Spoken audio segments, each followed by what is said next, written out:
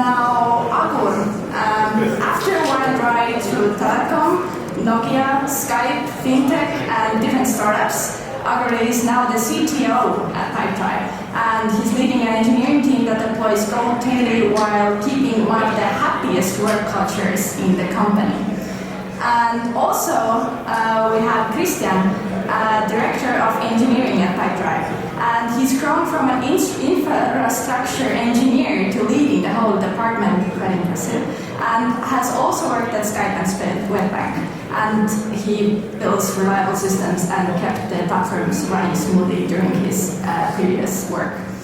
So, as I see more people are coming in, so the talk will be lessons from reinventing the wheel and driving big change in a 15-year-old tech giant. Please welcome to the stage Agur and Kristjan.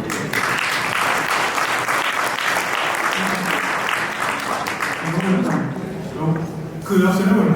It's probably the right time zone, I guess, and it's always challenging to come to the stage after the lunch because mostly people fell asleep. So it's nice to see that half of you are still sleeping. Thank you. Half of them are lunch? Sleeping behind the lunch table, but I hope they will wake up for next sessions, as those following day and the next day will be really exciting ones. You all know about way more than we probably know collectively. Does we tell a slightly different story to you? You might know that Pipedrive is one of the Estonian unicorns. No. You might know that Pipedrive is one of the Estonian unicorns, but you probably don't know that we got founded already in 2010. So it means that Pipedrive is actually a 15 years old company. And if you think about a human being, then 15 years old definitely has its own tricks and his own beliefs, and that's not the most easiest time of the life. For Pipedrive, like with every startup, it took a while until we found our product market fit. Then we had really crazy years of growth until we became a unicorn 2020. We were acquired then by one of the global biggest SaaS industry-focused VC funds from US, the Vista Equity Partners. And if this type of event happens, then obviously the VC will look at the company slightly differently than you used to think of yourself while you were the startup. You can see it also from our numbers that we went quite a bit into the fine-tuning of our operations. And now we're back. So what? Yeah, before jumping to the next point, then we became as really really rich and global railway. We had plenty many routes. We had Pipedrive core product. We had many add-ons, many extra features that we've been building. But then again, everything that we built and the way how we built was like a railway line. There are many lines you can go to the different directions, but if you find the selected direction, then there is no way much for experimentation as we became I'm not saying corporate, but we became a company, and company comes with the processes and with all of that stuff. I had a plan to take with me to the stage a basket of apples, and then to start sharing those apples so to keep you awake after the lunch. And then as being the part of the company, I realized that might be an inappropriate activity, because maybe some of you can't catch the apple and I will damage you. And as we haven't signed the NDA or any other document, then it's probably not compliant activity to go so crazy and start sharing free gifts. Yeah, if you were a CTO of a startup, then you would have done it. Absolutely. That's an illustration of the common phase. Because you can even complain later that I'm startup and anyways burning the founders and the investors' money, so you have nothing to take from me yet, but now if you became the company, you need to become compliant. And this short story has more meaning to the context of the following presentation also. So with 15 years, which doesn't sound like really long age, and if you think about 15 years old teenager, then you definitely don't call this teenager as an grown up and mature adult. But still, as a company during the 15 years, you will get into some guidelines. And then some of those you will figure out for yourself just out of the thin air, and then some of those you need to accept because you became a company. You have close to 1,000 employees, you have customers in more than 180 countries, so you need to be compliant with the different rules. And then it starts limiting you. And now we are here mostly about the big change called AI that's happening globally, and all of us are trying to figure out that what's in it for me and what's in it for my company. And some may feel that I still have my job also tomorrow. Some are really excited. Okay, finally I can start doing all those things that I've been dreaming. Like designers always knew that how the product should look like, but they weren't able to code. Now they can get everything done by ourselves, or like engineers feeling that those sketches and design has been always like so and so, and now welcome. You can use your engineering skills to draw your own designs and to turn it into the production grade product and then code later.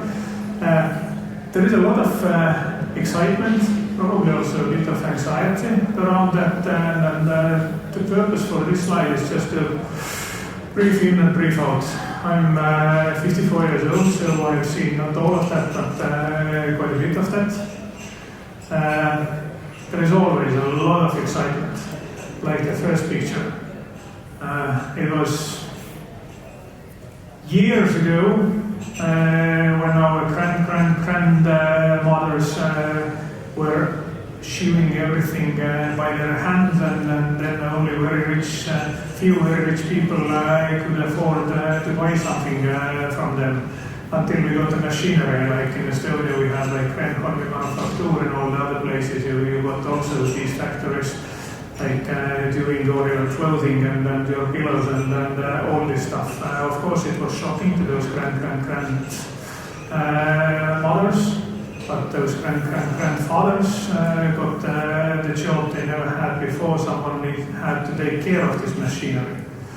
Or the slightly other version of you see the horse and the car. It's not an Ford advertising. I know they have Ford Mustang, but it's not meant to be as a Ford advertising. But the story is that at one moment everything happened thanks to the cars, or thanks to the horses. You were traveling from places to other places. You moved your parcel, post, everything was delivered with horses, and then the first cars started to appear, and it was pretty scary. Because nobody actually knew how to drive those cars, and nobody was able to jump away from the street, and a lot of mistakes was made, and a lot of lives got cut short thanks to the cars. But it would be as awkward today if on Tallinn streets or in New York streets you will start seeing like horses again, like doing all of that what we are doing today with cars. Then most recent, trust many of you, if not most of you, had experience, like who had like yellow pages at home?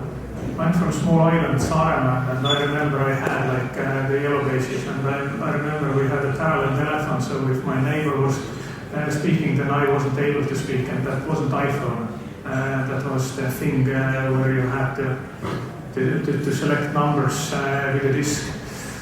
And we got also like an update of this yellow base like every second year or something, and that was a really interesting book to read, that what number someone has. And then it just became like Google search, and then at one moment like ugly desktop became beautiful mobile screen, and now I think we are about in the same stage with AI. Is there anyone who believes, oh, well, maybe a quick story, who has still NFTs? I have also one, but I don't know where, and I don't know what to do with that. Who has crypto? Okay, slightly more.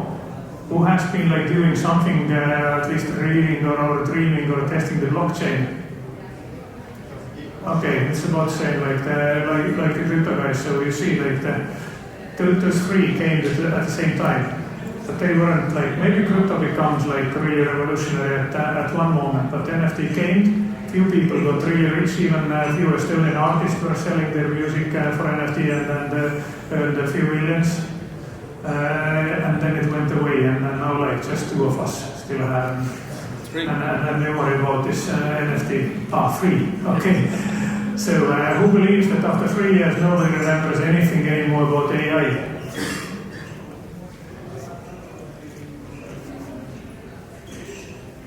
Exactly. So it's something like nobody believes probably also that cars will go away and will be replaced by horses. So there are always some technology changes that are happening, but this change with AI, it doesn't go away. So you rather need to adapt to that. And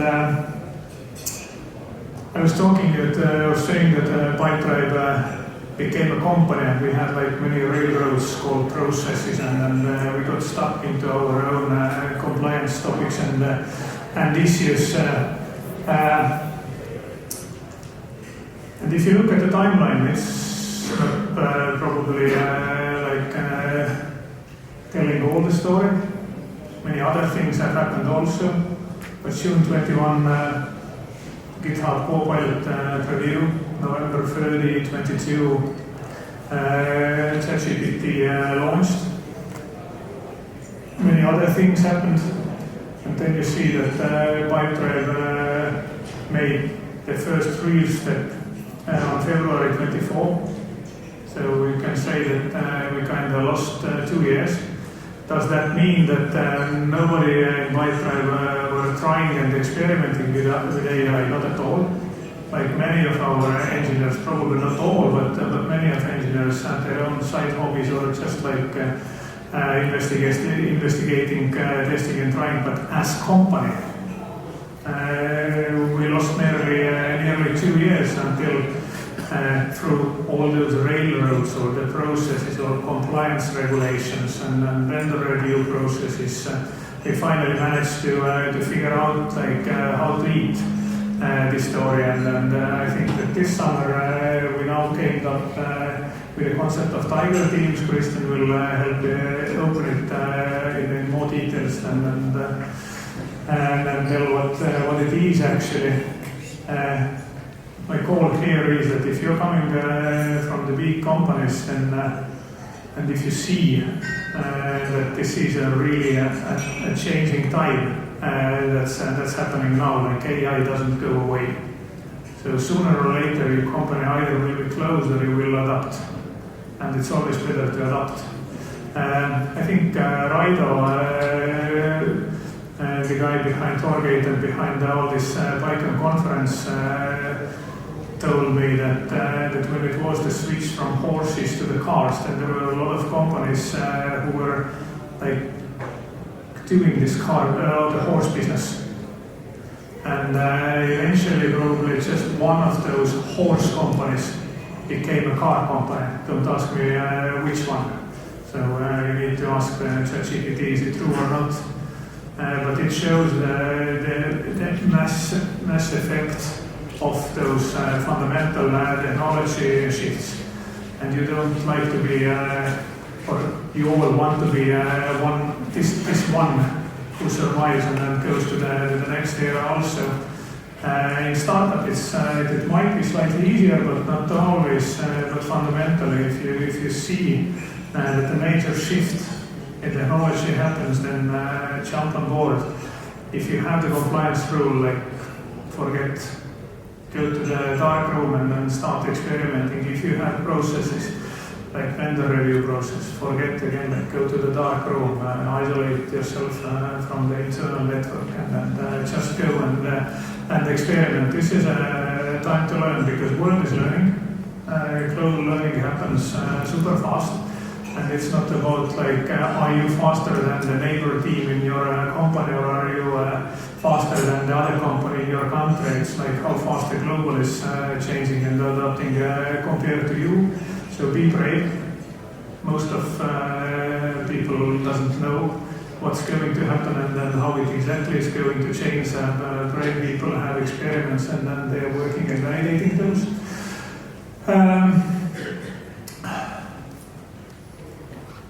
So as a summary, that's what we became at one moment. After 15 years of building a highly successful company, there are not too many unicorns globally. Like in Estonia, there are only about 12. It depends how we count. If we count companies founded in Estonia, we have slightly less. If we count companies founded by Estonians, then we have a few more.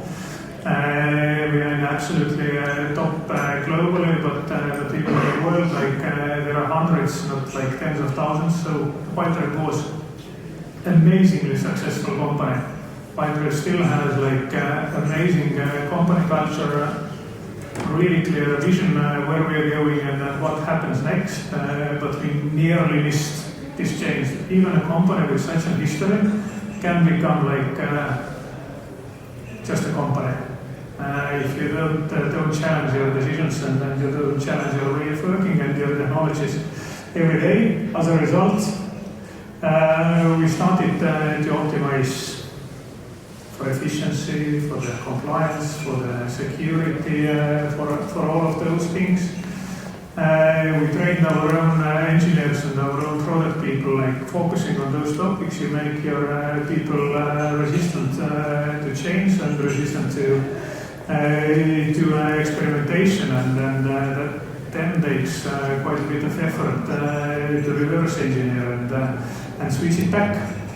Luckily, in Pipedrive we succeeded, but how we did it, Kristjan will share this story. All right, thank you, Agur. Yeah, so Tiger teams, I will come back to the Tiger teams in a moment, but out of those 15 years of Pipedrive, I've been there for 10. And seeing this company through a few different phases. I've seen 4 different companies within that time. Joined a startup basically, and saw life there, and never imagined what it can become in the future. But people working at startups hardly realize that what the company needs to become and wants to become is what Pipedrive became, and very few can do it. But there are a lot of required things all the way. Like there is becoming mature, building yourself other muscles than just running for like this training part. You have to build these processes for this scaling to work, and this can become a problem. Well, why? Because you have originally single people that do almost all the work, different jobs to achieve the result. And as a company grows, you will have specialization. You have the people that do the product. At some point, you will have the people that are kind of like an internal guard force, or the people that keep the company safe from everybody else. Right? And these create friction sometimes in processes and kill some other morale, let's say. And in Pipedrive, I can say that we went through all of these things. And back when we were launching the GitHub Copilot, which took a a long time because of all the weather reviews and the heavy analysis from different sides of the business. Cursor also came about, right? And our engineers were already got excited about this new tool, this nice new tool. We want to use it. And what we did, we killed it. We said, no, we have GitHub Copilot, forget about the new fancy tool. This was a mistake, obviously. Now, this summer, after the emergence of Cloud Code as well, we saw like another excitement coming, and as we have recognized our mistake, we didn't want to repeat it basically. So that we have to do something. We have to make ride on the wave of people's excitement. All of these developers, 200 developers, come in and play this new tool. We want to use it. And our answer needs to be yes, but no, in order to succeed. So the concept of tiger teams was invented. What are the tiger teams? So it's a term borrowed from the military of a small group of people. They call them social people or something. Come together and do some job, some task. Right? In our case, we used the tiger team concept to test hypotheses or tools. We had, by that time, I think in the market, maybe 35 different developer tools. In addition to these coding agents like Cloud Code and Cursor, there was also Bolt.new, there was Figma Make, Lovable, Agur likes to talk about Lovable a lot. And we hadn't tested any of those. So the time teams were specifically set up to, hey, here's a time, like 1 month, choose a team, choose a problem you want to test, and we'll go. And the point of it was not the result, like the coded component or a service or something. It was, first and foremost, the learning aspect of it. So the learning of the tool itself, like the facts about the tool, but also the enablement of the people during this time. One very important piece of the whole Tiger Team's setup was something we call, not that one, let's say this one. No, not that one. Anyway, it's something I call the knowledge wheel, which in our case it was just a GitHub repository. Basically, since we started to test Cloud Code, which has these / commands, how many have used Cloud Code? Well, quite a few. And how many of you have used the / commands? Some of you. Okay. Go and use. Go and use. Okay. So, go and experiment. The basis of this knowledge wheel was a GitHub repository with specific predefined agentic commands or / commands, right? Which enabled the Tiger teams to first, sign up the Tiger team, register their learnings every day, every week, as they pleased, and also do the reporting. So basically, the coding tool itself, while solving the problem for them, like this project that they were dealing with, was also recording it for them in this GitHub repository. And this became knowledge wheel because the next team who came into the task, they opened the repository, used another / command or just code to talk to this repository and find out what has been learned. Like, where is my kind of start line? And then they already had an advantage, basically. In order for us to have a successful program of these Tiger teams, we had to find ways to kind of streamline the processes. And Pipedrive, well, it still has the same processes as we had before for all the vendor reviews and security policies and so on. We were able to come together with our legal and privacy teams to figure out an experimentation framework, which didn't exist before. So imagine onboarding a new tool 30 days plus before. And after this, with some kind of agreement, of course they had to let some things go and make compromises, but after the agreement we were able to do these reviews in 5 days, which is far less. And the timing of the Tiger teams could then work.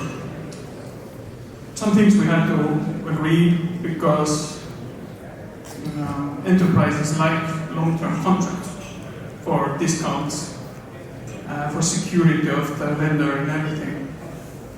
We had to come to agreement that we can do short-term licenses, we can do credit card payments, we can do non-time-bound tools. And luckily we were able to get this agreement. This was the one I meant, right? Okay, so the knowledge wheel with quote commands. We ended up having many teams in parallel. The idea itself started in July with Agur. Like, we need to have a Tiger team who testing all these tools. Tiger team testing all these tools.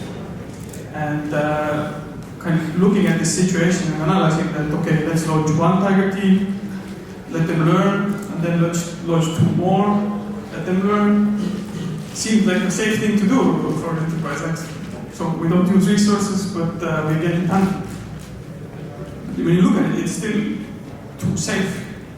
It takes us months and months and months to get somewhere.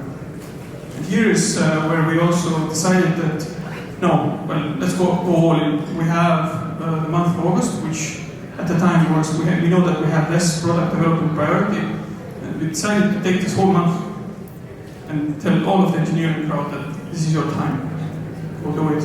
And from this one Tiger team idea, what emerges almost 30 at the same amount of time. Now I will cover 3 different Tiger teams, learning and outcomes, kind of to highlight also that how different they were. Because they from time, they span from, let's say, 1 day experiments to 3 weeks experiments. Very different. Or use cases as well, or amount of people. You had 1 person experiments, you had 7 people person experiments. Let's say the first one was related to rapid prototyping. So again, comes to the idea of a tool like Lovable, which nowadays anybody can go to the lovable.dev and or AI or whatever it is, and describe the tool that you want, and it will be built for you. For Pipedrive, such a thing is very beneficial for quick experimentation and validation with the customer. So let's say product managers have an idea and they want to show it quickly to the customer, already working mock-up, let's say. And this rapid prototyping is something that, well, wasn't that rapid before, but with these new tools, it looked exciting. This can actually change the game. Here we had a really multi-disciplinary team. We had product designers, PMs, a couple of developers, and managers as well, like people managers. Come together, they defined a problem, they picked a couple of tools, actually I think 4 of them, and did 5 and conducted like similar tests with all of these things to be able to show how it could change their work in Pipedrive. Some of the key outcomes from there came that 75% faster flow for this design code for code. For us, the Figma Make tool was a clear winner between V0, What.new, Lovable, and something else. But this is because we only use Figma ourselves, also for the designers' work, so it fit in really nicely. And they developed already to use Lego for the next teams to kind of already work with that flow. And our tool, actually, current tool to use is Figma Make on Pipedrive, so which came out of this experiment. One of the learnings here was that component mapping in this case is everything, and Pipedrive, similar to many large technology companies, has a private component registry, so we don't have it in public. And these tools had a lot of trouble accessing it, or we couldn't, during these experiments, connect the private registry to the Figma maker, which causes the mappings to go off. The speed is not there at all. So the key here is component mapping with code to flow. Second, and actually the first idea of the Tiger teams is related to service upgrades. Pipedrive has 700 plus microservices. 1600 plus code repos. Yeah. How many AWS regions? 30 something. So it's massive, 15 years. Yes. Many of these services are legacy or come from 15 years ago even, and have been built with different boilerplates or base images, etc., etc. And over time, we have tried to standardize this thing. Obviously, we use Fastify as the main Node.js framework, and some others for our main languages as well. But we know that these frameworks and libraries and everything needs constant upkeep. It needs upgrades, keeping up to date. And for many of these tools, we also have to do switching between frameworks. So from its old framework to its new Fastify base. And this is also because now there is something called AI-ready code base. It's quite important. Besides, so that you have very similarly laid out services or repositories, so your agents have less kind of diversity to work with, right? But this usually takes these migrations from our old framework called Point Core to Fastify. It can take 2 months for engineers to work because it's very heavy. So we wanted to see what AI can do here. How fast can we become? And maybe like Agur imagines it can be done automatically at some point by AI itself, with no humans. So we went into the testing phase. It took 3 weeks. It was one of the longest Tiger teams. And some of our best engineers working on it. And they found, they tried many different ways of doing it. A couple of different tools, but many different ways. And here, I was asked to remind a concept called KISS. Who knows what KISS is? Right. So keep it simple. Yes. Right. And an example there was that with one of the tests, one engineer tried a very clever and advanced way to do the service upgrades. It didn't work. It was expensive. The tokens that were spent there. The next day, another engineer tried an even more advanced workflow to do it that cost him more, and it was with all sub-agents and everything else. It didn't work either. And the third engineer did it with very simple direct prompts, and it did most of the work, and it didn't cost a fraction. And here we first also saw during this study the potential cost of this work when you let it kind of do its thing in a very automated way.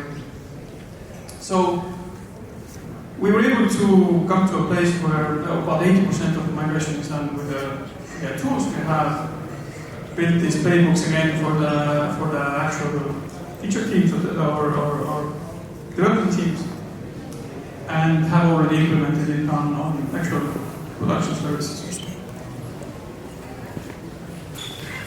Third is related to something called the alerts web. Pipedrive uses Grafana Labs open source components for its observability stack. All of the Loki, Grafana, Tempo, Mimir stack, and we host it ourselves in AWS. And with that, we have also been able to arrive at a place where all of the alerting is configured in code or in YAML files. And it's all as a written interface, so it's not drag and drop at all, or configured in the GUI. it kind of it looks cool, right? But actually it's very, very complicated to do. So most of the engineers looking at how they need to set up an alert for the service, they get very confused. Actually, what's the correct way, or the happiness of that system is not that great. And here, our observability team also found an opportunity to use the Claude Code / command for this. It's like an early or a first step towards an agent doing this for you in Slack or wherever, right?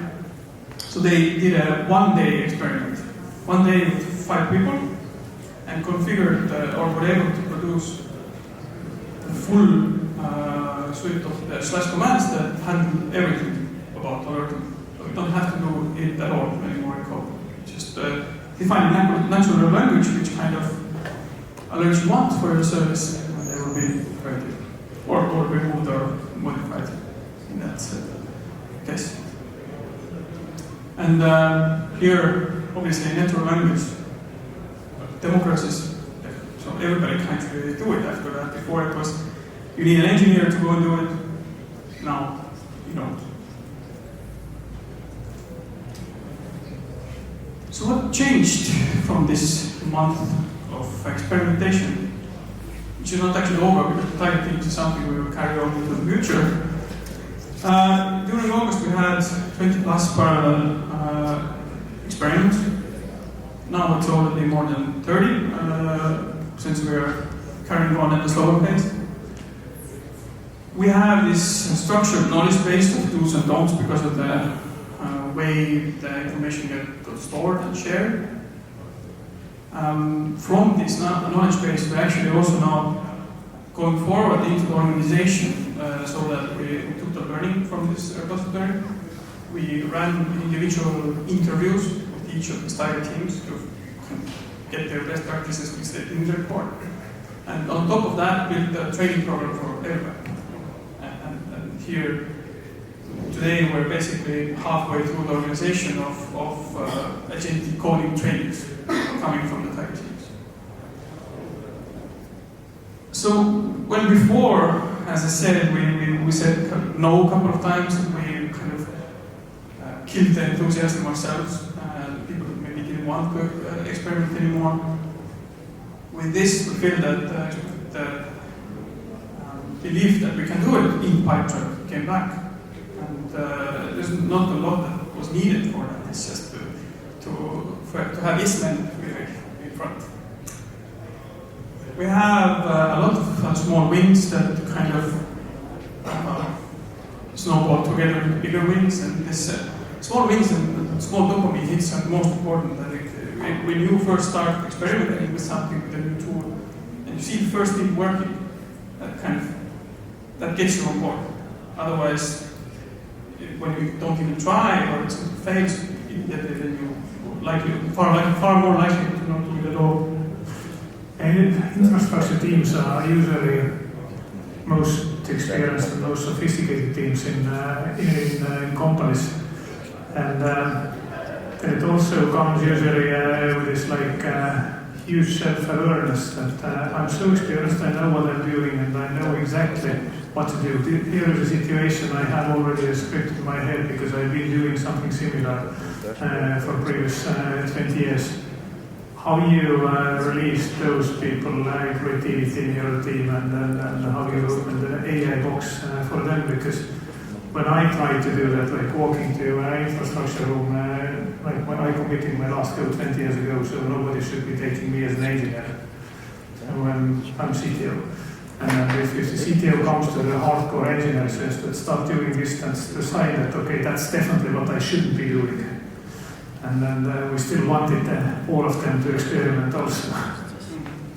Yeah, Agur is referring to me as a director of infrastructure engineering, so we kind of started with many things there first. But I can say that yes, some of the engineers are extremely hardcore, know what they're doing. This AI is not going to come and say, tell me what I need to do. And there, I think the key is again, firstly, small wins. But the other thing is leading by example. So if you're the CTO, you need to do the thing first, and then go to the engineers and see what is it the cool thing I did, which happened a couple of times in the organization. But I think in that way, with small steps and showing things that hey, this works and that works, you can make a change. The one thing which we also promoted a lot that not everyone, but many people, they have their side hobbies also, and it's kind of feels way safer maybe to experiment with your side hobbies. So we encourage that if you have a hobby, maybe when you're running your parallel company, some kind of small business, or you're part of the project, and if you learn something there, then come and publish it. And we have all engineers Slack channel, and then people started to post that, okay, it's not about the pipeline, but I did this experiment, I have this chance, I did this experiment, I learned this tool. And then if you have like 10 or 20 of those stories, then even the most self-confident one will start thinking, okay, I need to give a try to that also. And then if you will do your first run with those tools, then there is no way back. AI doesn't go away, AI powered tooling doesn't go away as faster you adapt to that as better and smoother the future will be. Yeah. And maybe another thing to share how we expedited the learning, or at the beginning of the year, was to run challenges when you can gamify things. Right? Gamification, yeah. Good. We had challenges which one of my engineers prepared weekly or monthly, a new instance. For example, one of them is to make two elements fight each other. It was back in March with different times versus now, right? And the prices for them were just like bottom burgers. And the participation was high, and they were very happy with learning like that. So yeah, I think we transformed from process-heavy company to more innovation-friendly and agile organization. But it's not a place where you can rest, right?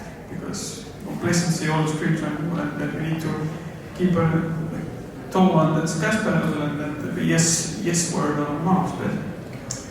And it doesn't start with engineering, it can't end also with engineering, just the brain made a story right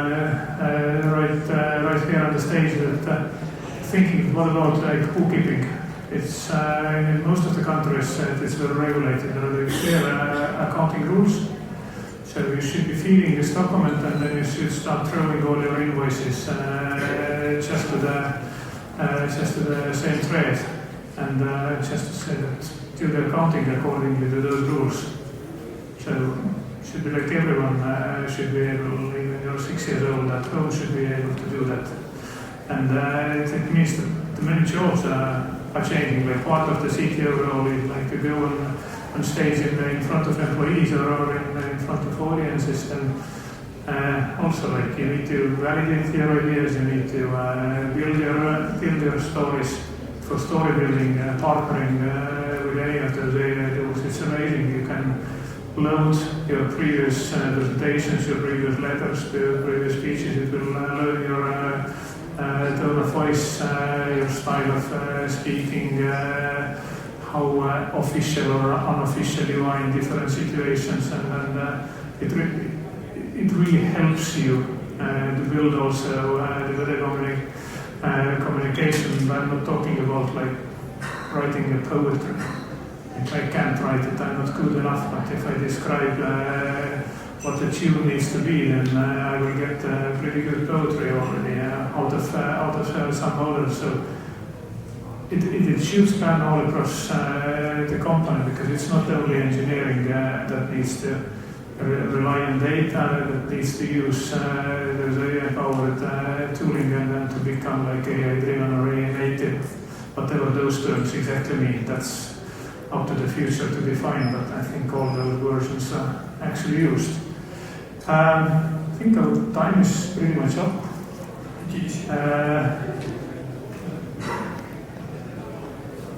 Let's become friends. Ask your questions offline or? Yeah. So I actually already have some questions here on Discord. Also, thank you for the talk. So if you have any more questions, type them in the Discord and I can just ask them on stage. I will ask around if someone wants to be live as well. But you mentioned about the process of designing the code and like a problem and a Tiger team working with it. Someone has asked, I think it's in relation to that, have you used Google Stitch or V0? I think you mentioned V0. V0 was one of the tools that we tried. Yeah. They're all fairly similar in that sense. Their capabilities. Yeah. There's a longer and more philosophical question here, so I'll just read it to get everything in and then you can answer it. So it seems that these days both small and big companies are all in on AI. I, for one, believe it will quite not be able to live up to the hype. The more we integrate AI to our processes, the bigger the chance it will inevitably mess up. The tide around the world, AI may turn and it will have a negative connection at some point. Do you believe that being ahead of the curve in the startup world would end up being a company that is representing themselves as non or minimal AI influence? So basically like handmade craft of instead of AI or like non-GMO instead of AI or something like that. So what are your thoughts on that? All right. Well, it's a philosophical question. If you take it from he talked about all the horses and things, so it can be a hype, but what it has already done in its capabilities, it is a force multiplier. So it doesn't mean that it's well, you have to let AI do everything for you and that it will deliver results that will always work. But what it needs to do is to make the people doing the work much more powerful, fast, more productive. And if you take it from a point of view that, well, just be curious, go with it, investigate things, then what will happen in the background is that you will elevate yourself always to the next challenge, right? You will work with more and more creative things in the future, while AI more and more takes these mundane tasks. And if it's only that, then it's enough already. Who is using like daily email summarization and composing the auto replay to your emails? Who's using AI for that, like really daily? Okay. There are a few. I'd like to learn those real use cases because I think this is the AI hype. So use our Tiger team concept or find your own way, get over this hype or get through this hype as quick as possible to find out where this technology for your company actually plays a role. AI won't change the world and AI won't change your entire code base, at least not anytime soon. But AI will empower you in several topics, like in CRM world, like capturing data, cleaning the data, and analyzing the data is pretty much solved. And there AI can do a miracle compared to what you can do just with a manual coding. In some other places, the AI is completely useless for us. If you do AI just because it's a hype and everyone is doing it, and I must do it also, and as a startup I must have AI in my pitch deck, then you've lost the game. Like join a company or take a rest and start a new startup. When you get through this hype cycle, you need to get through this hype as fast as possible to find the pattern where this technology is. That's just yet another technology. I know that quantum compute will come after a few months. Then the same happens again, and that doesn't solve also all the world for you. It's good for something and not for everything. Maybe add a bit here, since most of your technical background. When we say AI at the moment in time, it's mostly LLMs, right? Mostly we're talking about these models, and by nature LLMs are non-deterministic, right? So they will never give you that same answer twice. And they can be wrong, they can hallucinate, they can do a lot of things. And well, a year ago, a bit more, this looked really bad, right? So how can this thing come and do software development for us? It just makes mistakes.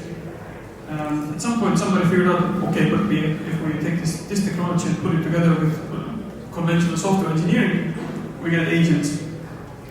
So we have these two working in common, and we get the two tasks done a lot better and with a lot more confidence. Soon there will be another step, and it will be all defined and dependent on the engineers themselves who will make the solutions. So explore.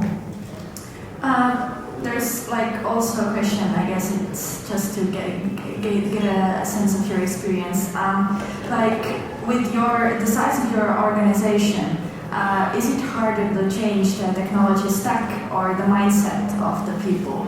What do you think? What are your experiences? Personally, I think now it's harder to change the technology stack already. Because we tried to change the mindset and it worked, but we haven't tried to change the technology stack from that aspect. Yeah, for me it's always mindset. Because if your mindset is in the right direction, then you can go through the walls. It might be like a hard fight and difficult task, but if you believe into what you're doing, then that is probably a mindset question. I'm saying that people are really against of AI, but there's those small excuses like, okay, I still should do this old way. And okay, that's likely too complex to start from here and like just get into it. Maybe to answer the question is that what's harder is one thing, but what's more beneficial? Which is it then? It's mindset, obviously, right? So that will change the world. The technology stack also. Yes. Oh, there's a lot of good questions coming in. It's honestly hard to choose. I'll just take one about. So the target teams were more like about exploration and like solving these problems with these experiments mindset. But how much are you leveraging these AI tools in like production environments? Have there been any like complex challenges, and how do you find your way around these challenges? Yeah, so there's two ways in an engineering organization that the AI tools can be used. One of them is to write the code or for the code to get to the production, or the value to get to the production. And the other part is how the AI is used in the product itself, right? So Pipedrive, as a sales here, already at the beginning of the year, we launched our pivoted AI-based product strategy that the customer experience is driven by AI agents. So yes, we implemented that in product quite a lot. And in terms of the engineering output, we had Peter Code before, only from 24, and now we are doing the full rollout of Cloud Code organization as we speak. And these become our kind of corporate tools or main tools, but we try to keep this mindset that if another one comes along, then we are not fixed. So we can pivot to change. I would expect like in the next 2 years there will be no corporate stack of AI tooling. They might have like it's kind of the champion challenge testing. If you're coming from the marketing world, there will be always a champion which the majority is using, but you always need to run some challengers also, because this tooling is developing so damn fast that you don't want to miss out of testing next tools and next versions. So I think it takes at least a few years, and then maybe you can go back to your safe corporate or company environment. Yeah. Now, again, kind of a philosophical question. So, do you think that new tools would make much more ambitious software systems, so like new AI tools, would make much more ambitious software systems possible? And do you have any ideas what these much more ambitious systems then could be using these AI? I think you like kind of touched on some ideas already, but do you have something that you have talked about? Well, again, if you take the scope of Pipedrive engineering organization, much more sophisticated software solution could be automated maintenance, which we don't have at the moment. So to take this group as a group that needs to deliver product value. Every person is a resource to drive more product value. And if you have to keep, let's say, half of them constantly to oil the machine with their maintenance, then it's a waste for an organization. Like currently wearing my CTO hat, and which is partly the business role also in such a big company already, is that I will go to visit my customer and we will discuss what is needed of our product and Gemini, for example, or Granola or whatever records, organizes, and then I'll feed that to Figma. Figma will generate the first prototype, maybe with a clickable, send you a link after the meeting, thank you for the meeting, and now here is the first prototype, please comment. If you will accept that, then I'll send it over to the Claude code, which generates pretty okay code pretty soon. Some smart engineers will do a bit of magic using some other AI tools. So you follow, it's like it starts from the conversation, but then it becomes AI through different cycles, which means that if AI has been organizing the first discussion into something usable and applicable, then yet another piece of AI is going to be able to read and maintain that. So a lot of this cycle, rather sooner than later, becomes fully AI tooling powered. And it's the job of a software engineer is going to change and develop a lot, like from writing into the guardrailing, into a guiding, into a training, those tools that we use. But those tools, we know how to talk to each other. Like, I'm producing something, okay, I will take care of this something that you produce. That's what those agents will start doing pretty soon. But I like, we had a fight, like I was also trying to sell to Kristjan that we must buy something big and important.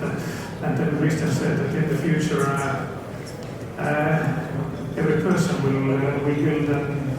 Yeah, if you see that you need a tool, then you just go and create it. It takes far less time than it did before. I came from running in the morning and saw that I need to calculate some plywood cuts for my project at home, and I didn't know how to do it on paper. So I bytecoded a quick tool in 20 minutes, and I had to problem solve. So there will be like each of us will be creating a tool for this task, or my own personal to-do list, which is kind of to-do list but with some special flavor. I don't need to go and download it from App Store or to wait until Salesforce will build something greatly corporate. I will just prompt a bit and I will create my own app, which I use until I need it. So I think that will be one of the big changes also, that every human will start doing their own apps to make their life, specifically their personal life, easier, not like general topic, but my personal need. Great answers. There is